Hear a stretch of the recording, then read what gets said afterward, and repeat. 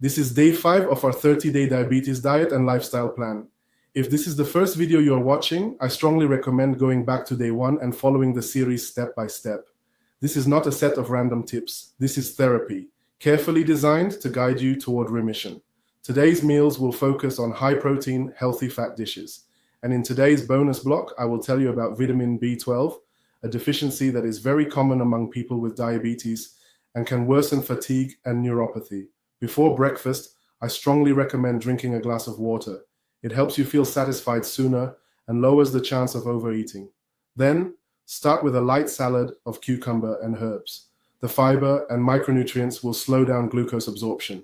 For breakfast, I recommend an omelette made with eggs, cottage cheese, and fresh herbs. To prepare this breakfast, we will need 2 eggs, 70 grams of low-fat cottage cheese, a handful of dill or parsley, 1 teaspoon of olive oil. Now let me tell you how to prepare our breakfast.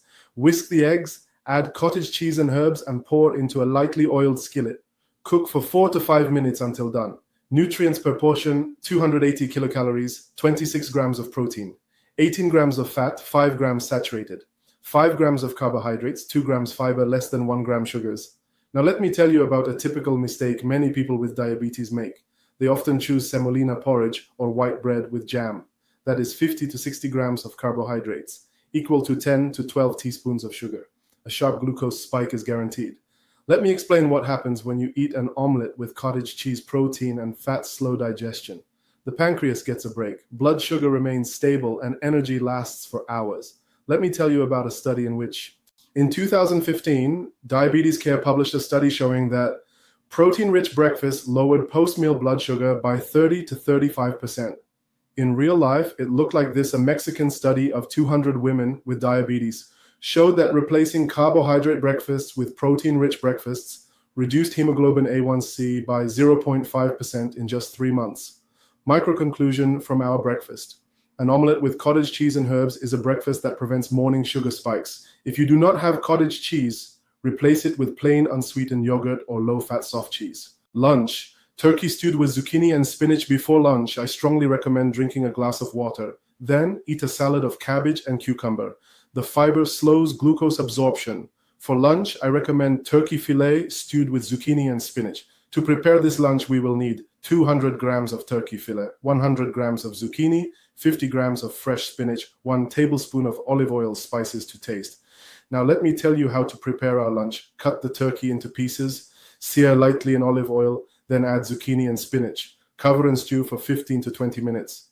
Nutrients per portion, 340 kilocalories, 40 grams of protein, 14 grams of fat, 2 grams saturated, 8 grams of carbohydrates, 3 grams fiber, 2 grams sugars. Now let me tell you about a typical mistake many people with diabetes make.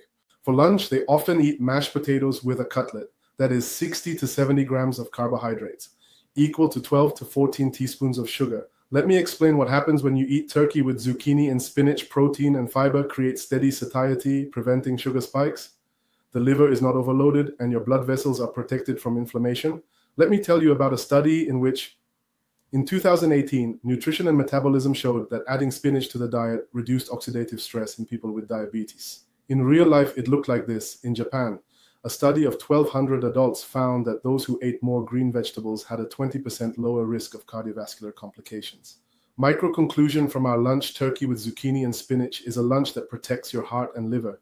If you do not have turkey, replace it with chicken or lean beef. Before dinner, I strongly recommend drinking a glass of water. Then eat a salad of lettuce leaves and herbs. For dinner, I recommend hog fillet baked with broccoli. To prepare this dinner, we will need 180 grams of hog fillet, 150 grams of broccoli, 1 teaspoon of olive oil, lemon juice.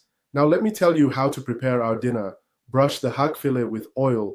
Bake for 20 minutes at 180 degrees Celsius.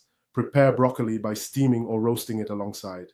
Nutrients per portion: 280 kilocalories, 35 grams of protein, 8 grams of fat, 1 gram saturated, 7 grams of carbohydrates, 3 grams fiber, 2 grams sugars. Now let me tell you about a typical mistake many people with diabetes make. At dinner, they often eat pasta with sauce. That is 70 grams of carbohydrates, equal to 14 teaspoons of sugar. This keeps blood sugar high all night. Let me explain what happens when you eat fish with broccoli. Protein maintains muscle mass. Broccoli provides fiber and antioxidants, and blood sugar stays stable. Let me tell you about a study in 2019, the Journal of Nutrition reported that regular consumption of lean fish improved insulin sensitivity.